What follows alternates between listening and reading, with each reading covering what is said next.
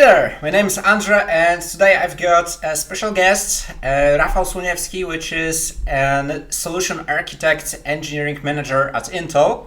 Pretty much he started as a passionate and after that he started to working at Telco as NetOps, ending as tech lead, right now working in Intel as manager, and well, he's pretty good at what he's doing and he's the know-how guy, so welcome. Hi, Andrew. Hi, thank you. I really appreciate your time and the situation. I mean, when I may answer your question regarding the networking type of people like me. Yeah. Alrighty. So, could you tell me how have you started with the IT? How has your career started? Your interests? So, IT is quite wide. It's a quite wide term for us because right now IT cover not only networking guys like me, but also programmers, but also let's say IT typical IT guys from IT support. So it's quite wide. When I start in 90s, it was almost the same, but that day it was the knowledge you have to get to cover the IT environment was much less detailed than now. When I was young, I was 10, 11, 9. I would start build networks with my friends around our flat, our small military area. Because there was a military area there, and they built a set of blocks for their employees, and I was living there, and we were curious if we can build some kind of network to play together, to exchange kind of files or games and anything like that. And instead of going with your own computer to your friend and make some the connection between one and the second computer with LTP cable or RS-232, we discovered that we might build the same stuff with wires and on much longer distance. So we create a network which at the end cover 70 something flats, and that was our small project. So we have a purpose. We do not know anything about the networks, so we made a lot of mistakes, but those mistakes learn us a lot. So after that, we heard that there was something like internet. So with that, let's try. It might be a good stuff for us, especially that we have 70 something people there. So first of all, we check how the internet works, and it was in one cafe in Slupsk where we are going for nights, and we have our own hard drives to download some stuff to share with the rest of the people later, and that was really great time for us because we were able to play a game with people in different cities, in different countries. We were able to download new software. It was a time, I think, when the Linux appeared, so it was 1994 or 1995. And that was something we need to have because using Linux servers, we were able to share the internet connection to all our participant in the network. So all the steps that I start doing from the scratch, from the point when we want to create a network till today, was to have a purpose. So we need to learn something new for us to achieve another point in our roadmap. So that day, when you're a teenager, you do not have any kind of plan what I'm going to do in about 10, 5, 15 years. Of course, there's some people that are, okay, I'm going to be a pilot, and I'm going to start from now to do anything that helped me to become a pilot. So we do not have that kind of approach. We just have a short goals, but at the end I finish here. So we build a server based on, I think first of all it was BSD, some kind of. Next one was Linux, and my friend configured a modem to connectivity over dial-up, and we share, I think it was 400 bits per second, and we share this kind of connectivity to 70 sometimes people. So it was really rough and hard to download anything. So after that, we create a proxy server. After that, we configure bandwidth limitation for different people. So there will be not a situation when one person gonna eat all the available bandwidth. And that was something that my starting point, and not only mine, because we started with a couple of friends, and I think most of them, are right now somewhere in IT, maybe in different places, but with similar amount of expertise, so it's quite high. So let's say at the beginning of the century, maybe a couple of years earlier,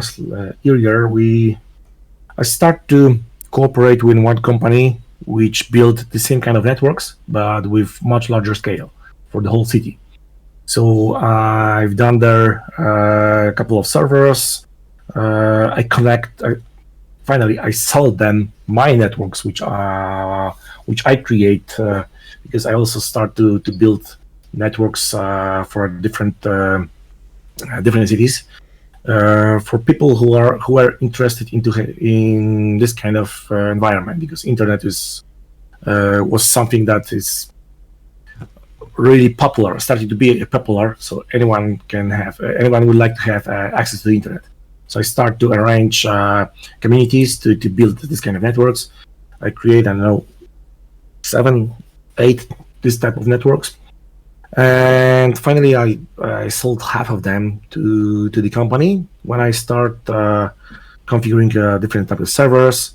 So I was, let's say, I was focusing on the Linux. And after that, I start studying, which I abandoned less than a year after the starting point, because I found a job, my first official job. Let's say first official because they start paying taxes for me. So that was something good. I start work in cable television because they also want to start offering internet access over the cable network. And that was something incredible for me because till that day, I know the coax cable as a cable that might provide 10 megabits per second on the cable. So that was quite low in that day, if you want to scale, for example. But at the end, after a couple of months of training, of meeting with different expertise from the cable world, I realized that we are able to achieve, let's say, 50 megabits on 8 megahertz channel inside the cable. 50 megabits, it was okay. That's quite impressive. But if you would like to have much more, you can scale it. You can add additional channel. So every 8 megabit channel, you can increase the total bandwidth by 50 megabits. So with the new standards, let's say I was starting with DOCSIS 1.1. I finished with DOCSIS 3.0. So with 3.0 DOCSIS, in 1 gigahertz of available bandwidth on the cable, you were able to reach up to, let's say, 5 gigabits in the same coax. So that was, for me, something amazing in compared to the twisted pair cable. So during my work in cable television, I was involved also with a couple of freelance projects, because together with my friends we do a lot of stuff outside the company. And after 10 years in this company, I decide to move to the different company. First 10 years I spent with one cable network, with one environment, with different type of issue that was that I've met only in this company. So I was quite focused on a single environment. So after 10 years, I got an offer to join the company that also support cable companies, but not only one, but all in the country. So I changed the job from dev sysnet up to some kind of integrator, a partner for really huge companies like Cisco, like Aris. And they were preparing solutions and solving issues and problems for companies in Poland in general. I spent there almost 9 years. I also met with a different type of companies with different approaches, with different type of access technologies. And I started to become an expert in access technologies, mostly DOCSIS, but not only. And after that, I've got a quite interesting offer in Intel. And right now I'm focusing on Ethernet technologies. Right now it's network adapters, different type of different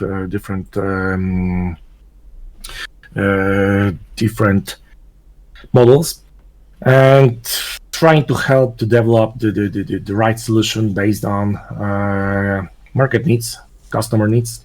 And sometimes we were able to define those needs, but the customers doesn't know that they need that. So I need to work also with customer to educate them. So let's say I start as a Ethernet builder, small Ethernet network builder, and right now I'm also focusing on internet, but a much lower level. Packet processing on the CPU, on the NIC, how we can achieve additional throughput to increase performance, to lower latency. So that's something that's at this moment on my head. So yeah, that's the that's the intro. Cool, thank you. So Thanks. could you provide an example of how have you worked with the clients, or how have you figured out what they actually need? So usually, if you try to investigate the needs of the customers, you have to listen, because there's not only a technical skills you have to have, but you need to be able to listen and to understand what they would like to achieve. Sometimes they describe the path to the certain goal and focus on the path. But from my point of view, we need to understand the goal. If they need to achieve something, sometimes we need to understand their way of thinking. And as you know, if you try to figure out something, your perception is let's say some of your experience. So with limited experience, you are able to think about certain things only in the one way. So this is my job right now. I am able to understand the issue. I know a different type of problems. I know a lot of customers. I know how they approach the different problems, and based on that, I can build some solution. And this solution will be somehow correlated with what customer need, and will use the experience of lots of different customers and my experience. So that's something quite hard to do. And sometimes you don't have a special skills from the technical point of view, but you need open mind and very broad knowledge about different stuff. So right now, as we can observe, lots of people are focusing on really small things. We might say there is a Python developer, but Python developer we might divide for a different type of developers. Some of them are focusing on, let's say, AI. The other part, let's say, are some kind of network scripts. Some of them may be building a web application based on Python. So you see, they are trying to be an expert in a really small amount of information, because it's much easier to be an expert in some stuff if you are able to define the stuff, and you will not go much broader. Because let's say, if we took as an example Leonardo da Vinci, he was a man who was expertise in a really wide of areas. Let's say he was an architect, he was an medicine doctor, he was an biologist, but he was able to achieve that because that day the amount of knowledge about those professions, those let's say those areas of knowledge was quite small. Right now we have so much knowledge around us, so it's almost impossible to be an expert in several areas. Of course, there are people that are expert in several areas, but let's say it is below, I don't know, 100%, below 1,000 of a single percent, one of the thousands. So you see, it's quite hard to be an expert right now. So right now, the perfect situation is to work as a team, because in team we might have different type of experts, and if you are able to cooperate with the people and explain your thoughts and understand other thoughts, and to have common goals and to work together, you are able to achieve much more. So yeah, that's how we work with the customers. In fact, we are a collection of the set of experts, and we are able to work together. All right, thank you. Just a question from me. Does your work with clients sometimes look like that they want to create something that's pretty much impossible to do with the current hardware, software, or whatever that can limit their idea? So we are just saying either two things. First is that you need to make a deal, so you're saying, all right, we can do that somehow, or do you just quit it and say, no way? One time I heard a quote: "There's nothing is impossible, but Okay. some things are quite expensive." So it strongly depends on the budget, of course. But if you would like to achieve some unbelievable things, how do you start By to doing. achieve? You don't know? By doing. By doing. Okay, but if you would like to reach the Mars, how do you start?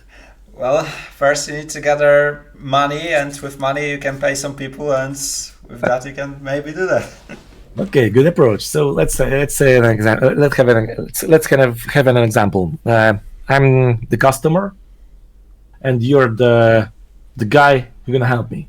I would like to achieve Mars, land on the Mars.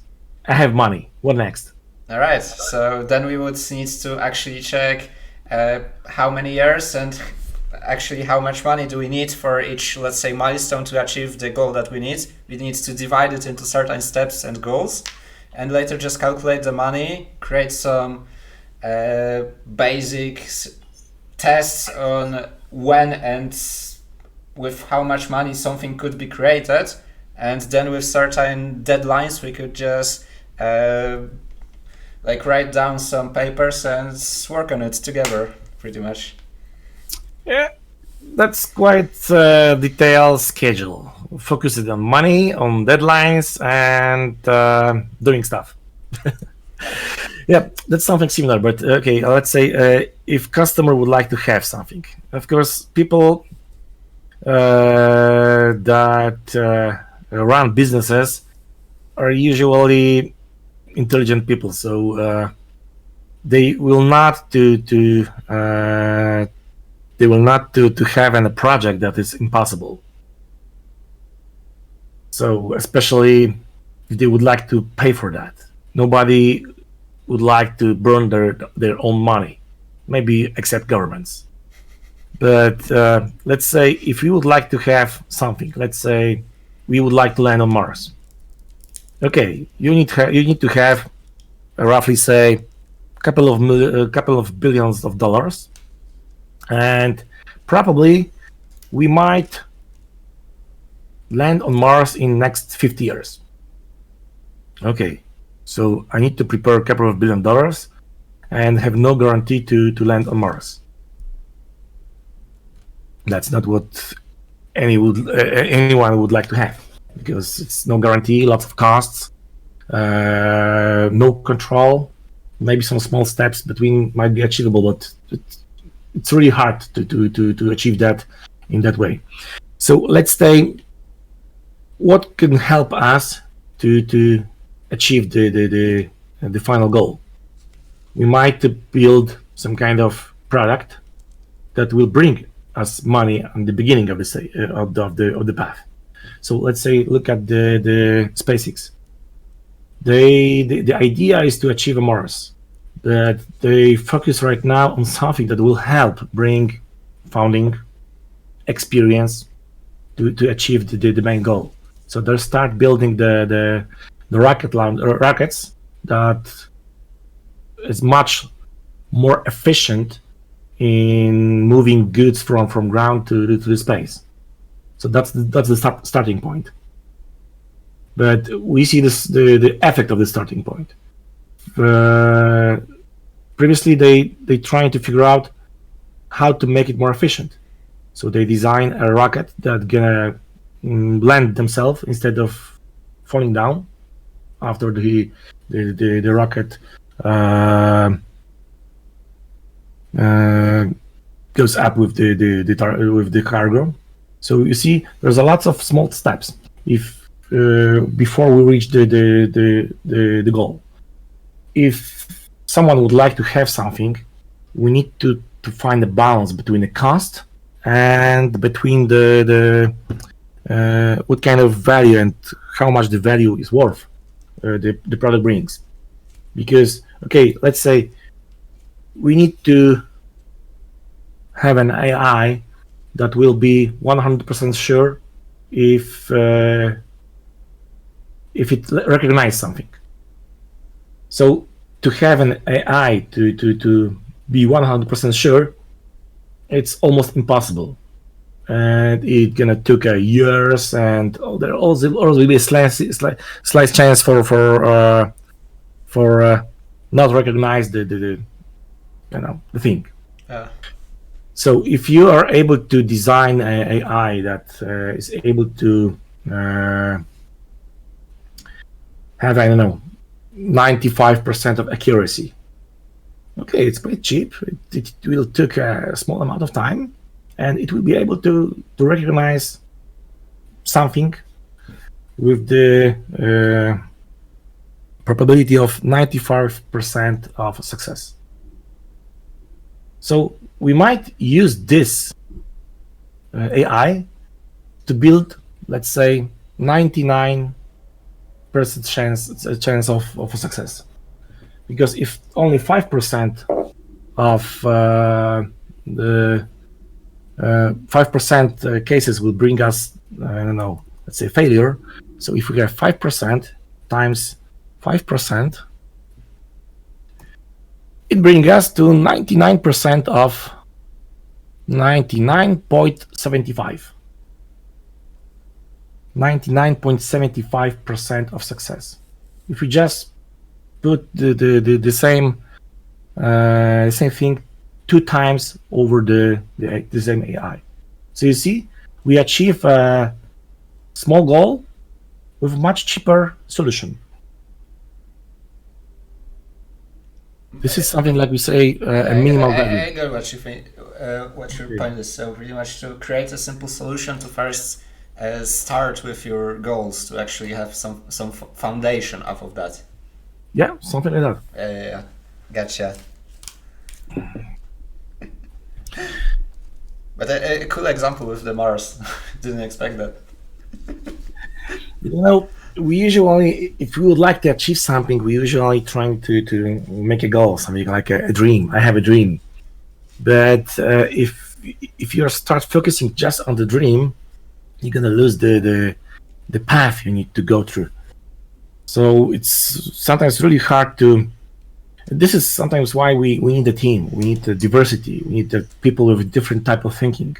Because if you would like to achieve something and you gonna prepare a path for yourself, you might not recognize a couple of issues, problems, because your expertise is just outside the problem might happen. But if you are collecting a really team with really diverse environment with different approaches to the different things, it's much easier to notice issues that you might met on the path. Yeah, I actually got that with my business of doing games and teaching people that we actually want people who know something in areas that you don't, so you can still focus on what you're doing, but you can always ask them for their opinions or just reach out to actually solve some problems. So that's really helpful. Yeah. That's good.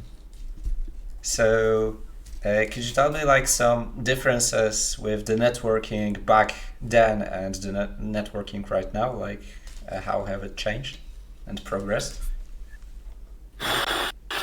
You know, I will also base on some kind of examples. In the 90s, my world only covered the Ethernet for connectivity between a single computer and the other computers. So it was quite easy to build it. We do not have switches. We have something like we call the hub. And we do not think about any kind of threats in the network. Of course, we were the threats because we were trying to hack each other and with a different tools and different type of psychological approach. I was able to achieve 90% of success to hack someone just by convince them to run one program, which was, of course, was a Trojan horse. And after that, I can control his computer. So that was something. It was the early stage of hacking, social hacking. Yeah. During the next years, I've met lots of additional layers of the connectivity. When I start with local area networks, I move a couple steps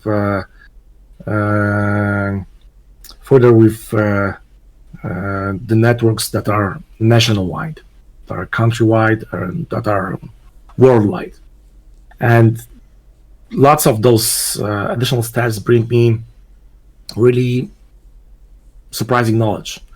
Like for BGP, I was not aware how the internet works. For example, if in 90s I would like to visit Yahoo, I just type Yahoo and I got the page. That was something outside of my understanding how it worked. And I didn't know that we have something like BGP, like dynamic routing protocols. So I've met this at the beginning of the century because... Could you tell me what's BGP? BGP, it's a protocol that border gateway protocol, which build the routing table based on autonomous number and the networks. So imagine a set of dots where each dot is represented by autonomous number, AS. So as you know, maybe there's an IP address. Different operators have different IP addresses, and they are unique. So those addresses are part of the prefix, let's say some kind of network.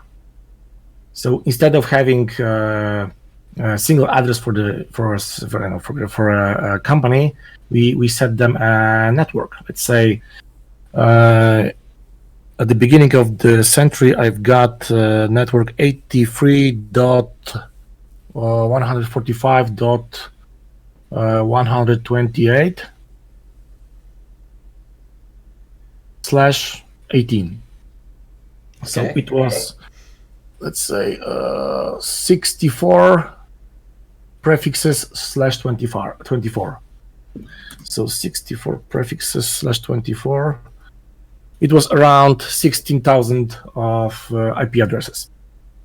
And my IS number was 3925. So in BGP, the BGP routers are recognized by IS number. And they are able to connect with different BGP routers with different IS numbers, but based on IP.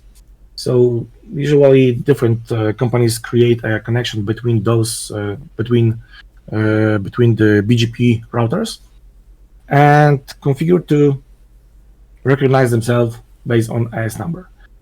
When they recognize based on IS number, they are able to exchange the network that are reachable over their BGP router. So let's say my router announced that my network is 83.145.128.0/18. So if anyone would like to have access to a service that is inside the network, so let's say it have address IP 83.145.128.2, it will be achievable over my router. And my mission, my BGP router announced this to the different BGP routers which we were connected. And those routers announced this network to another BGP routers. So as you see, based on IS number, they exchange the information about IP routes. And that's how it works. Okay. I'm not sure if I explain everything, but if you would like to have a much deeper explanation, there's a lots of tutorials and explanation over the YouTube. Right now, I just searched for one in Google, so thank you. Yeah, that's something amazing right now, because in the 90s, the main difference between today and that day was the access to the information. There was an internet, but for us it was really hard to find information because we do not know where to look. There was a lot of discussion group. That was something like our first step. It was news groups. There was IRC, so you can always meet people with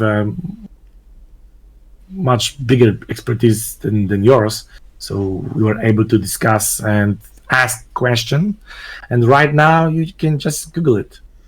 However, so my question might sound right now.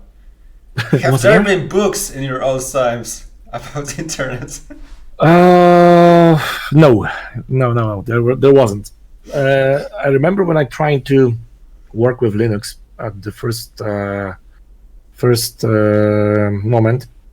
So I think I've got some kind of magazine. It was not even in Polish. It was in English, and I was quite bad in English because I have German in the school. So that was something that I know, but not English. So I understand the comments, because the comments were, I don't know, some squares, and I tried to figure out what does it mean. So I end up a couple of years later with a skill to read and understand documentation, but without ability to speak in English. So that was something funny. Okay. But yeah, that was the PC magazine from, I think it was from UK, about the Linux. That was something that starts bringing me the knowledge. After that, if I got access to the internet, I was able to download different stuff from, let's say, ICM, from Polish University, which mirror lots of different different sites from Road.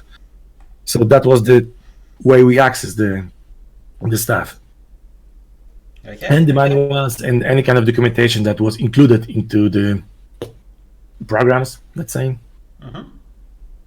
There was no such examples. You have to figure out how to figure out by yourself how to run something.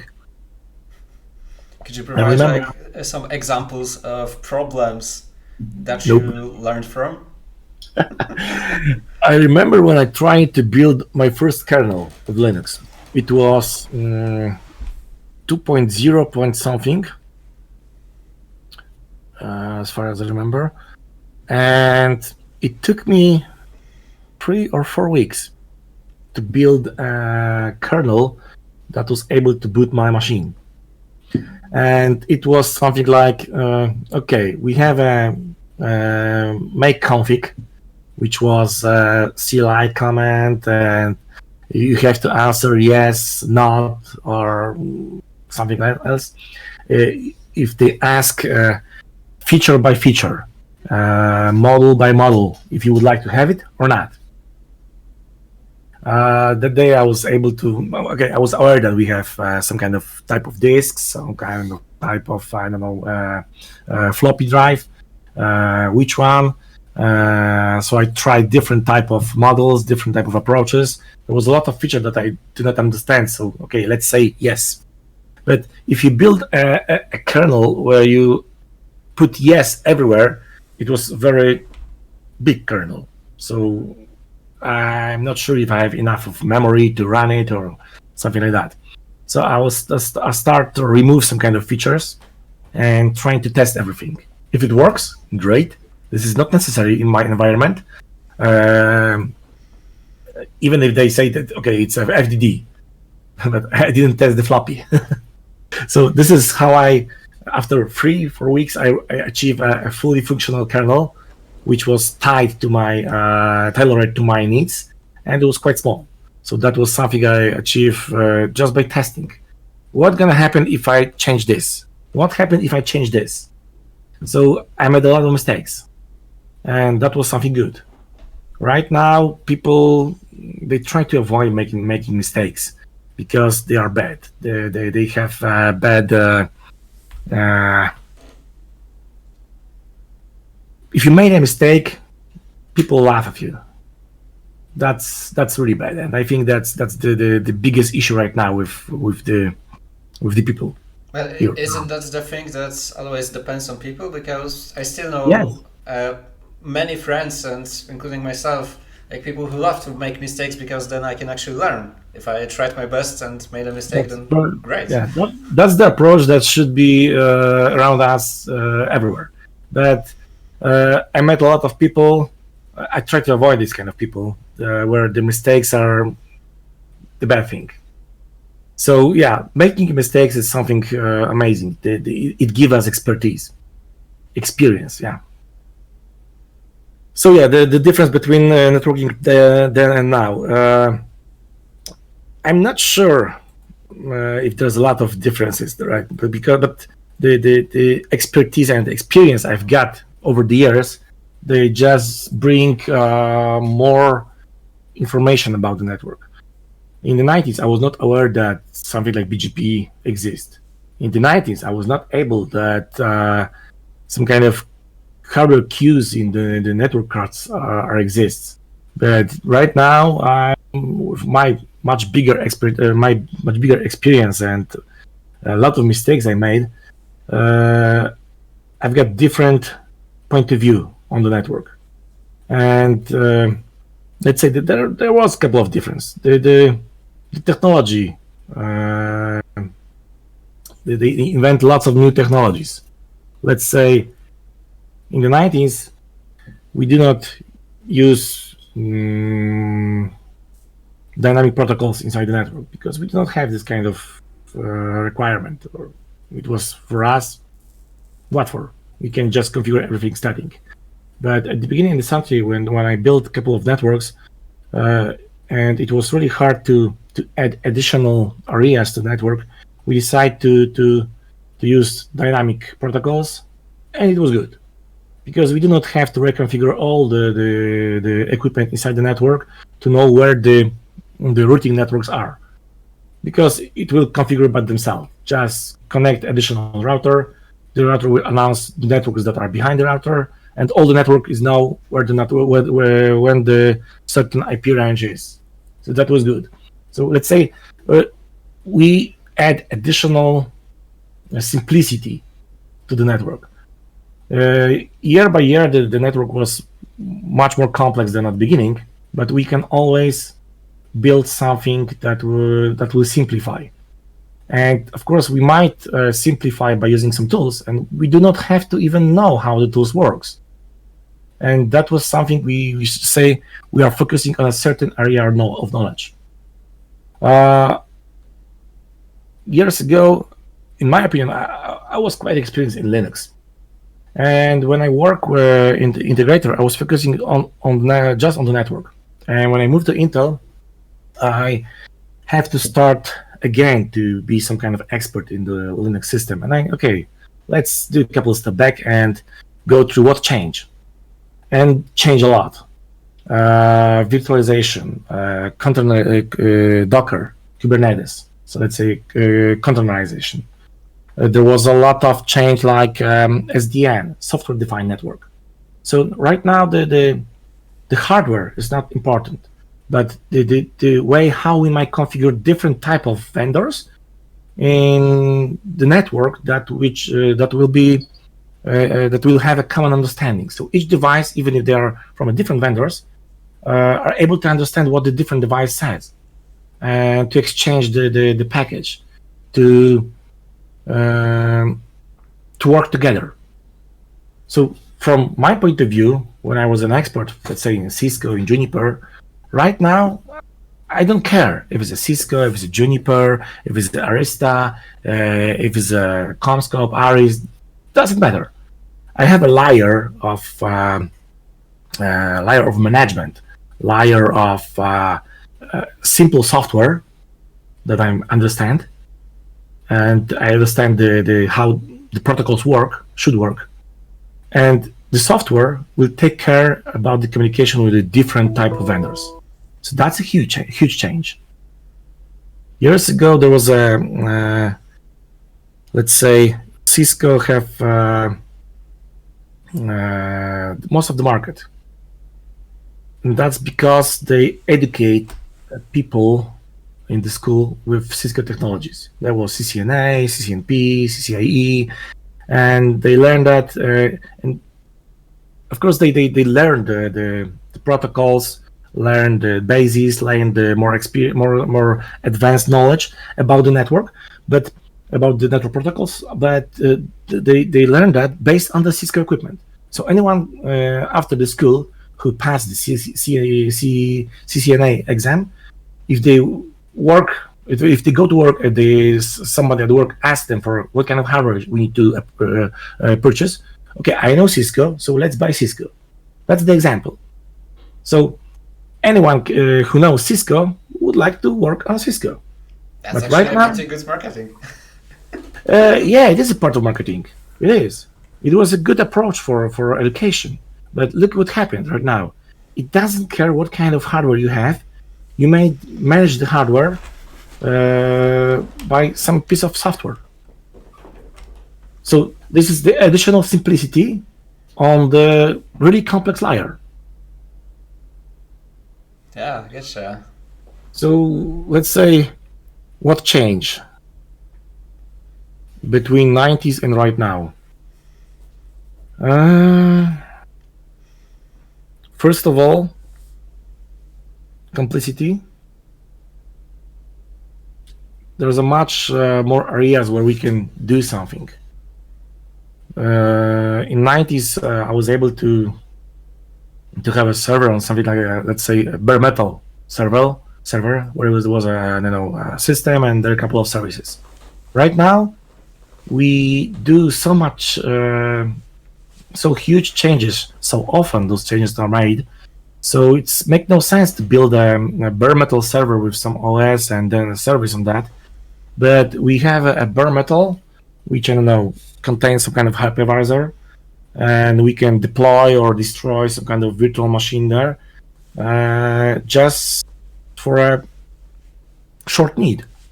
We can create dozens of containers on a set of different servers to prepare a service just to use for an hour or two, because someone paid us for 100 instances of servers, of services that will do something. And after that, okay, that's enough. I just need an hour for that. So Okay. it changed a lot. Getcha. So pretty much the usage for the consumers and the hardware's obviously just got better and Yeah, that's true. So the efficiency increase. Yeah. all right. So pretty much, could you also tell what are the techniques or ways that are pretty much actually used right now on the marketplace regarding the networking, and also what are the ones that are actually in development for the future? Okay. We might consider this as a trends. So what I observe is we might have a trend that years ago we based on some particular hardware.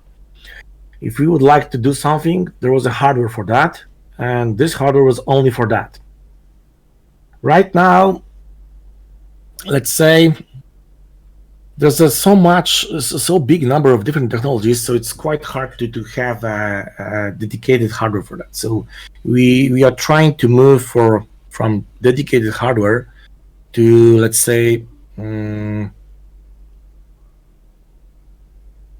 commonly available hardware. Instead of having a dedicated router, we might have a server with a right software, which will do the same, maybe not as efficient as a dedicated hardware, but it's much cheaper. So let's say if years ago we had a router with a couple of 10 gig ports. So instead of one server with a couple of network cards, we just might use 4 of them, and it was enough. What is good thing in that kind of approach, in case we do not need more, we do not need the router anymore, so we just can deploy different software. So those 4 servers, instead of being a router, now they're gonna be VCMTS, or I don't know, BRAS, or anything that the company might need right now. So that's I think the main trend, and in that situation, that's mostly a software. So the companies change the approach of how we utilize the hardware. And it's, the approach is, first of all, you can scale it as you grow. So if those 4 servers are not enough for your environment, for your project, for your increasing demand, you just put another couple of normal servers and deploy the software there, and poof, now it can support much more bandwidth. So instead of scaling up, you are scaling you are not scaling horizontally, you are scaling vertically. So adding additional servers that will deploy, that will support the service. So that's I think the biggest change I observe. I don't know, since 20 years. I think Google, Facebook is a nice example, because they do not base on some kind of high-end servers, but they base on normal servers that scale. Just lots of them. Just lots of them. You can try to imagine, I don't know, you're a graphic guy, yeah? You are creating some kind of graphics. You can generate the graphic based on some kind of, I don't know, GPU, but you will create it much faster if you add additional GPU. What if you add a 4 GPU or 16 GPUs? Well, it could make it faster depending on the GPUs itself. Yeah, that's true. And I'm not sure if what I'm saying is it's okay, but let's say if you connect 2 or 4 cards, from your point of view, you are still communicating with one GPU. Sorry, could you repeat? If you connect 2 or more GPU cards from you as a programmer point of view, you still communicate with a single GPU or with the parallel GPUs? Actually, I don't know. I guess it depends on the API. See, this is the additional layer. The API gives you the simplicity to connect to the complexity. So there are layers. So you don't have to know how the GPU work. You just need to know API. Yeah, I mean, sometimes you need to know about the shader curves and how sometimes it works, so you can actually do some super low level optimizations. But it's true that there are those layers that, for example, if I want to draw certain things or actually add some devcast or whatever in certain APIs, I just call a single function. I don't really know how it's implemented, but I know that it works. So yeah, and additional point. What is the trends? We are looking at the areas where we might bring the efficiency much closer to what we would like, what we would like to have. So there's not only a space for optimization between the NIC and the NIC on the other side. There's a lot of areas where we might put improvements, like on the CPU, on the NIC, on the memory, on the connectivity between the NIC and the CPU. So we are looking for lots of places we might, with a small amount of work, we might bring increasing of performance or lowering latency. So there's a lots of more detailed work on how the kernel stack works, because there, for example, in Linux, the kernel is designed to be very universal. So it might do lots of different tasks. But if you do something, if you are able to do something universal, the efficiency is not so good.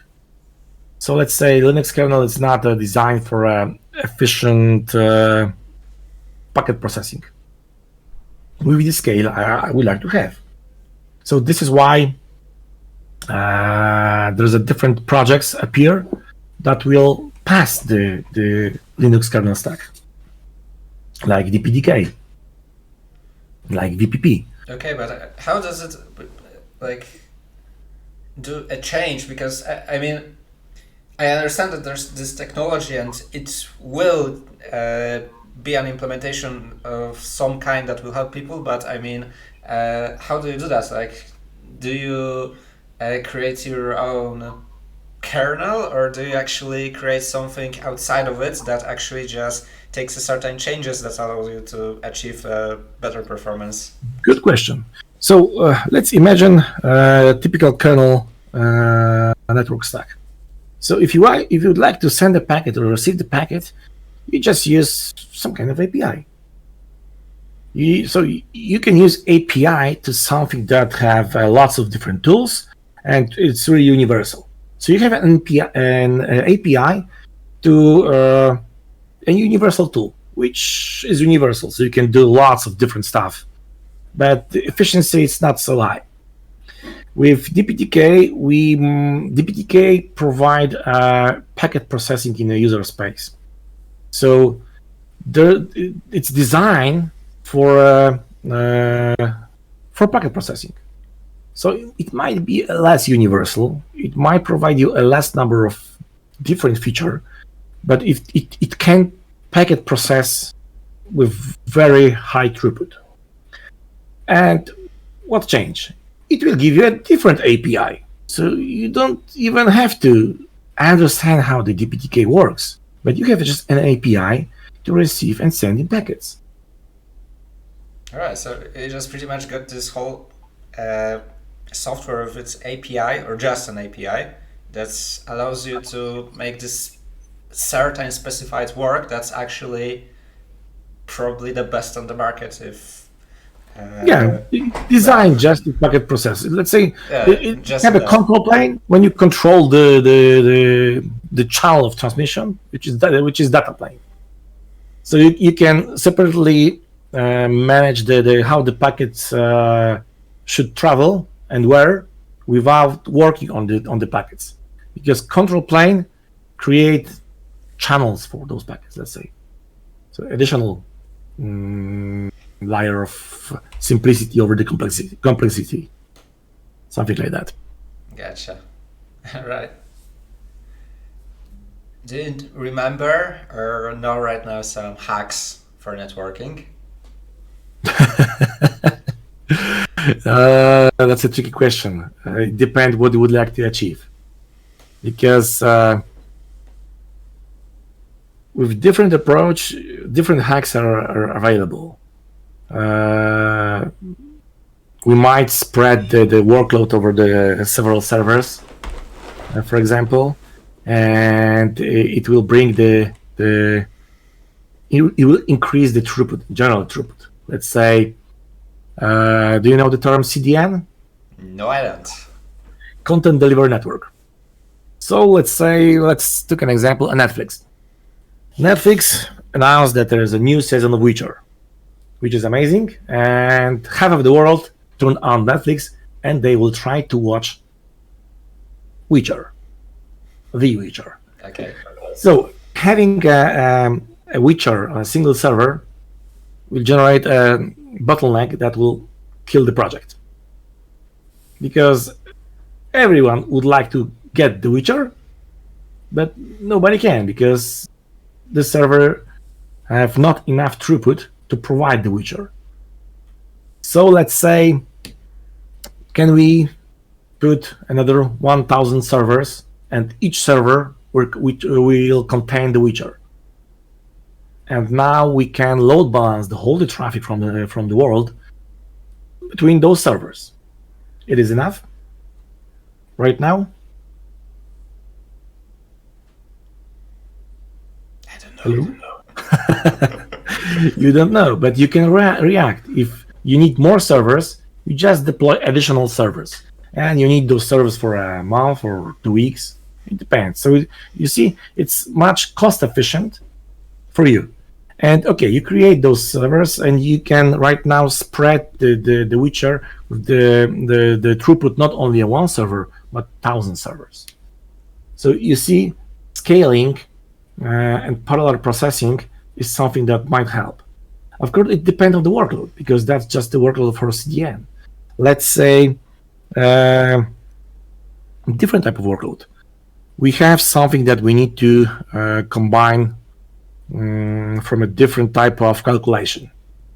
So there's a requester like this one, and it connects to the server. Let's say this one. Please recalculate me this one. It might be, I don't know, some kind of weather calculation or anything else. But the big calculation. This server will split the calculation between different parts of the calculation and spread across the different servers. And those servers will calculate those equation, and will return it to the server, and the server sent the answer to the requester. So you see, the calculation is valid only if all the servers will deliver the results of the part of the calculation.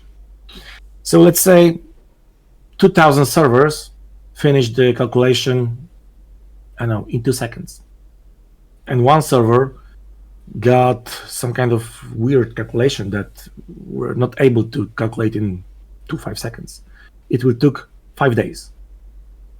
Okay. It kind of sounds like a multi-threading with extra steps. Yeah, something like that. We call it tail latency, because the final calculation has no worth if the final element of the calculation will appear on the requester. So we call it tail latency, and it might happen or might not. It depends, and those dependencies are sometimes pain in the ass. So this is, for example, why in Google they process the same request on a different machine at one time to lower the latency, the tail latency. Sometimes the communication between the processes are also quite important to have to lower the latency, because it will decrease the tail latency at the end. So that's are the current issues right now. We are trying to figure out how to manage this, and there is a solution. For example, from Intel, we designed that based on the paper, I don't know, for 2009 or 11, because Google bring this issue and publish a document about tail latency. So there's a lot of different issues. Let's say we have a lot of protocols, network protocols, and new network protocols appears. For 5G, there is a GTPU, a protocol that connect different elements of 5G network and encapsulate somehow the traffic inside. So there's, let's say, it's an overlay network which contain, when each packet contain the transmission, and they might be encapsulate each other if you go closer to the core of the network. So sometimes manage this kind of packets are also challenging, because if you have a 100 gigabit traffic between 2 points, it's make no sense to process this in one core. You need to have to spread it over different cores. It's more efficient, because you engage much more CPUs for that. You can spread it evenly. But how to define how to spread those packets? Because if we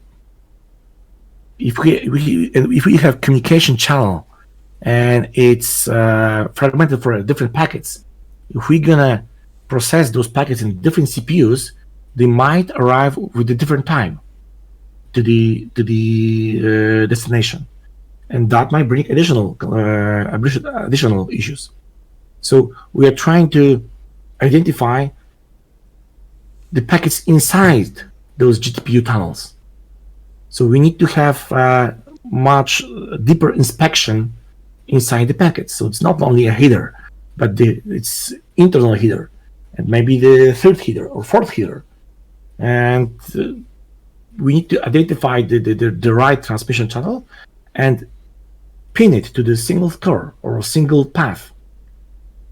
So that's also bring efficiency for the network. Yeah, I remember figuring out some problems like that when I was trying to implement some simple networking in my engine. And there was also the thing that's there's a channel long coder. There's a guy who's pretty good with C++ and just low-level programming, and he actually created a series about that, how to write your own network, at least the basics of that. Mm-hmm. And he talked about some problems related to what if you are receiving something but you're not sure if you received everything, and there might still be data coming to you, but you actually want to do something and you don't know when to start. And yeah, there's lots of solutions, as I know, that you can actually try to cache something and actually later use a hash for certain yes. But you see, that's something we were talking at the beginning. You do not need the expertise on all the areas of interest. Sometimes you just need to understand the API between them. So instead of writing your own communication channel and trying to manage if all the packets already arrived and how many packets you need to collect more, or if there are any errors in the frames, you just need a library and use some API, and you do not have to care about the transmission between A and B. You just need to trust the library. And later you open an issue on GitHub. Yeah, that's true. But that's something that someone I don't know missed, and you treat it as a mistake. He treat it as a mistake, and he work on that. He learned something. Or he treats this as an wait, what was it called? I literally forget and I wanted to make a joke. That's the worst case. Could you repeat? I wanted to joke that it might be a mistake, but this guy treats this as a feature. Yeah. If it's documented, it's a feature. Exactly. So you see, there's I'm pretty sure that I don't even know all the areas where we might do some kind of improvements, but I'm pretty sure that there's a lot of them. So I don't worry about this. I'm trying to focus on those certain areas that I'm able to do something. Yeah, gotcha. It just sounds like lots of different algorithms and low-level hacks regarding that. Yeah, that's true. You might use some existing algorithm, or you can just work on yourself. But usually, with the level of the knowledge right now, I'm pretty sure that you're gonna recreate some kind of algorithm that someone already did. Yeah, there's lots of them. Some merging codes, hash of hash, whatever it is. There's lots of different stuff. It's pretty cool and actually helpful. This is, for me, good to remind myself that even though I can actually work on projects and make some stuff work, there's still lots of levels of abstraction that I have no idea about, and lots of things that for me are just some magic sometimes. Yes, and you don't have to know everything about those. That's true. That's a good approach, I think. I always said, I know people who knows people. Yeah, exactly. If I don't know something, I'm pretty sure that if I ask someone, he point me a person that should I contact. And this is how we create a networking in Intel. So that was something that my manager, I don't like to say forced me, but she explained me how it worked, and it worked because I've got different questions from different people, let's say customers, and with my short presence in Intel, I was not able to answer that, and it was something like, okay, I need to find a documentation, but there's no documentation about this feature. Okay, so who should I ask for that? Okay, let's ask the guy who designed the chip. He told me that, okay, I don't know that feature because it's based on a couple of elements from the chip, but try to reach the architect. Okay, I reached the architect. Okay, reach the software guy, and the software guy explained me how it worked. So that was, I know people who know people. Same goes for me, but it's not in my business order. But for example, one time I wanted to find a teacher who could teach me something regarding programming algorithms, so on and so forth.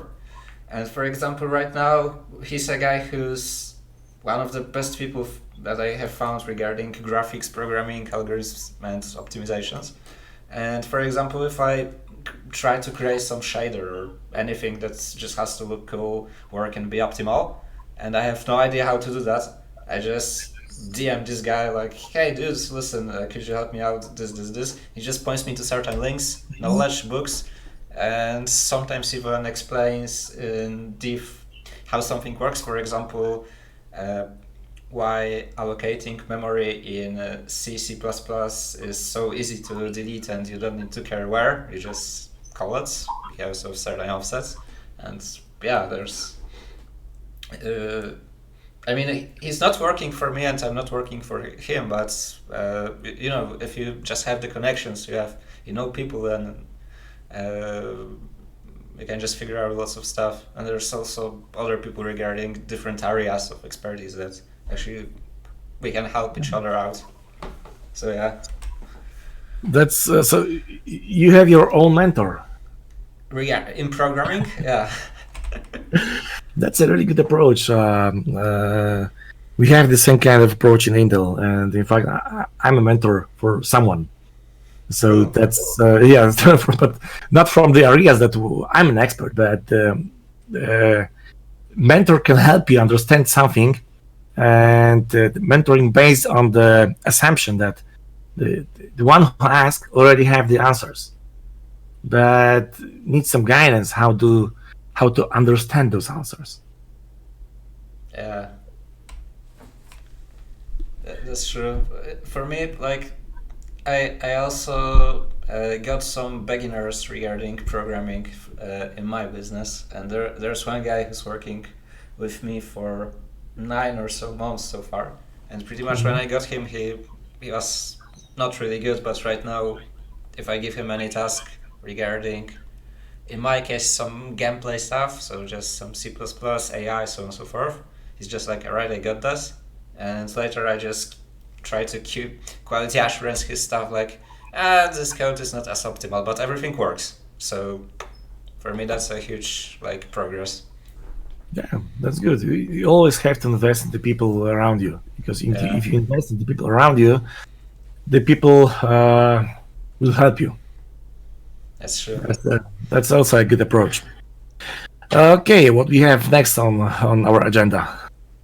What would you suggest to people who would like to progress in terms of networking or just start regarding being a network engineer or an engineering manager? Okay, I might give you some, let's say, general guidance. Okay. First of all, if you would like to be, a network engineer, a network guy, you have not only to read about it, but you have to do something. My expertise, my experience and my knowledge is only based on some kind of practical tasks. I need to do something because I need that. And a year ago, I think I read about how the knowledge, how the experience appear in our head. It based mostly on 10%, 15% just by reading, 70-something% by doing this, even with the mistakes, and the rest was something like someone explain us.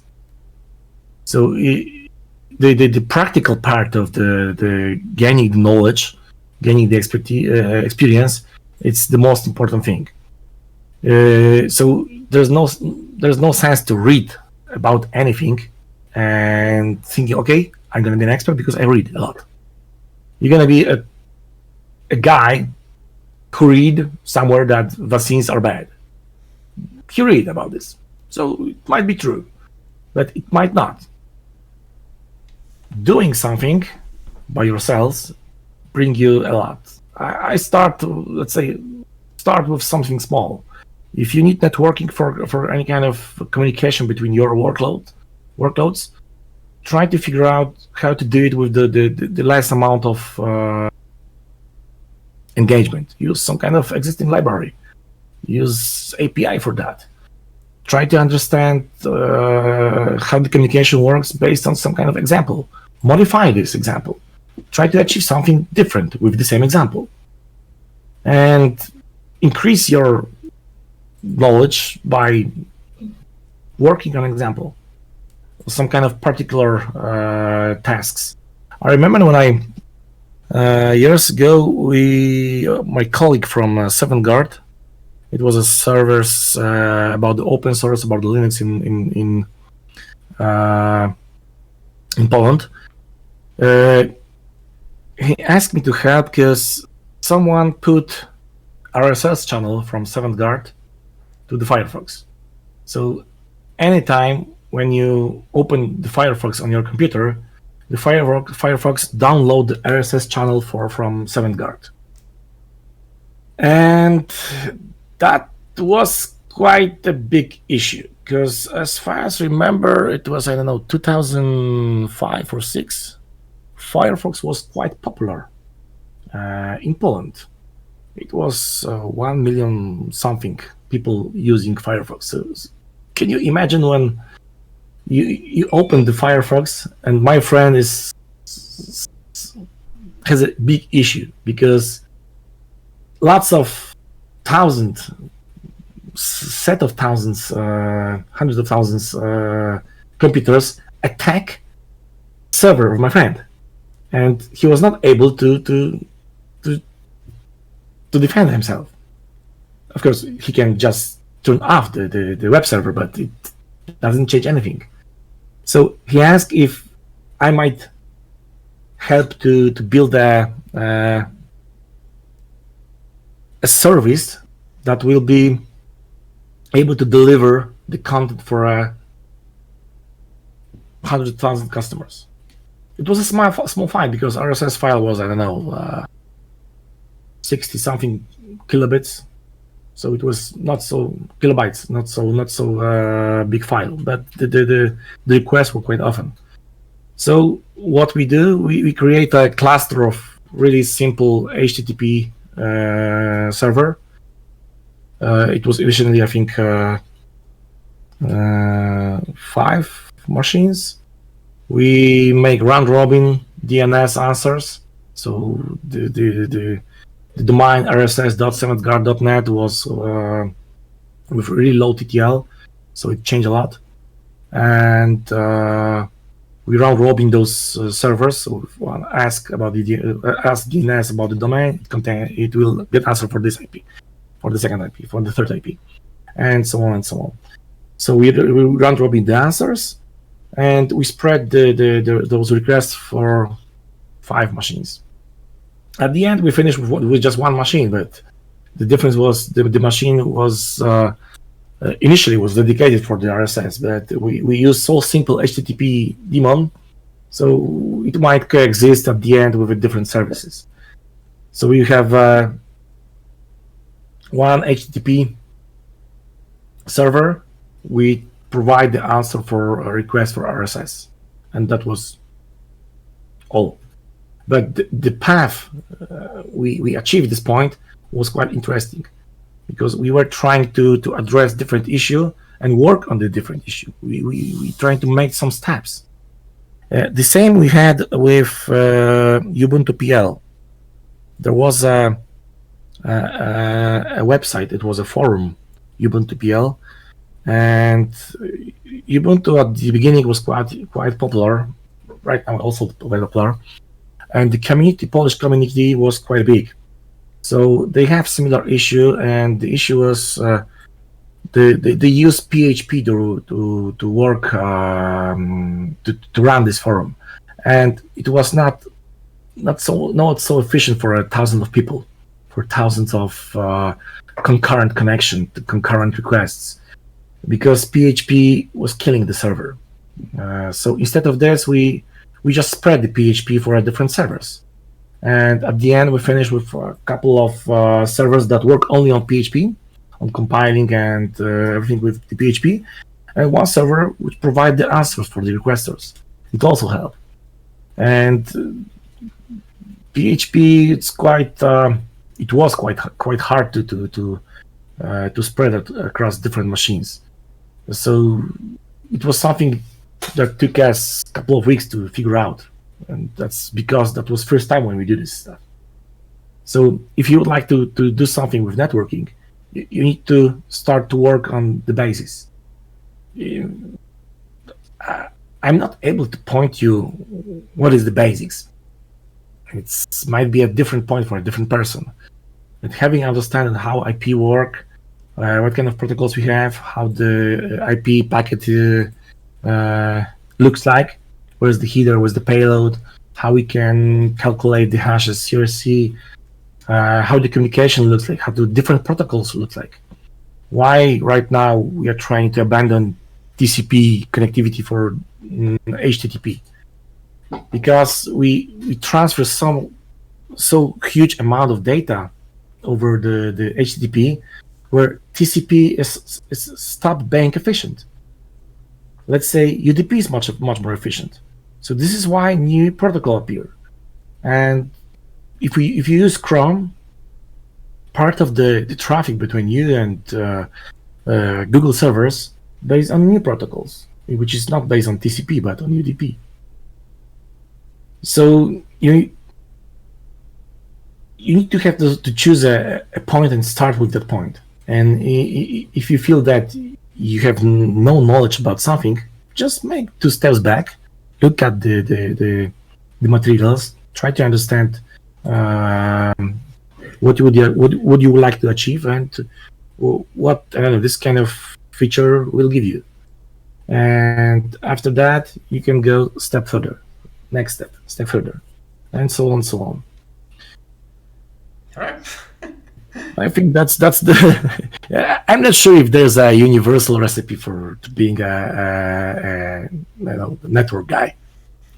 Step 1, step 2, step 3. Yeah, it's something like I never planned to be a network guy. I have different times in my life when I think, okay, I'm gonna be this one. When I was young and start to build the networks around my area, it was something like okay, let's start from the beginning. When I was in the 3rd or 5th class in my school, I program a lot because maybe not a lot, but my father was a programmer somehow. It was a military programmer, and I always want to be like my father. So I would like to also program to make some programs. But my father used PL/L language, which based on the card with the dots. So totally different than right now. And at the beginning of the 90s, those kind of machines it was really hard to get, because usually they were used in some kind of companies and everything. So a normal guy would not allow to, was not able to afford for that kind of stuff. So he built me a PC, and that's because I asked for this kind of machine, because I already checked the log language with my friend's computer. Then I start to use assembler. Then I start to use something simpler, like Pascal, something simpler as like BASIC. And I was thinking, okay, I'm gonna be a programmer. I'm gonna write games. In fact, I never write a game, but I do a lot of changes in the games. Like it was mods? like, okay, so once again, like mods for the games, or yeah, yeah, like mods. But it was something like, okay, what we can do to have a constant amount of money in SimCity. Okay. Something like that.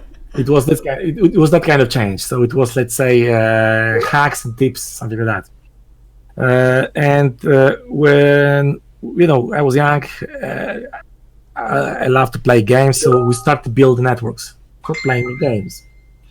And year after, I was thinking, okay, I will build a network. I'm gonna be a network builder. And I think that way till I get the job for the company where I build the servers. Okay, good. That's something I understand. I'm gonna build the servers and I'm gonna be a network administrator. And with this kind of approach, I go to the cable company, where my approach was, geez, that's amazing. I've done everything here. It works smoothly. It's self-efficient. It can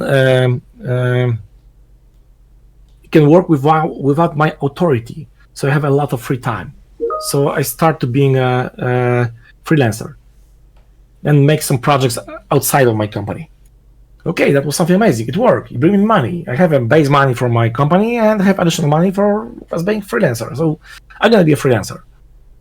And that changed because one company want to hire me because of my broad experience, and okay, why not? So let's gonna be a integrator. I'm gonna work with different companies. So you see, my approach changed every couple of years. Not because I plan to change this, but because I've got a new I've got the new knowledge, new experience. I was able to work on a different areas, even if I don't have expertise about this. I was able to understand how it might help me or what kind of issue it might bring. So that gave me additional skills to work with people, and that was something that additional changed the direction where I'm going. So you see, it's sometimes if you don't have a direction, you don't have to care about this. It might appear, just have to wait. I think that was in Alice from Wonderland. The cat says, if you don't know where are you going, any path will take you there. True. All right. So last question for me. If you could develop any kind of program, software, hardware, or whatever it is, what would you do?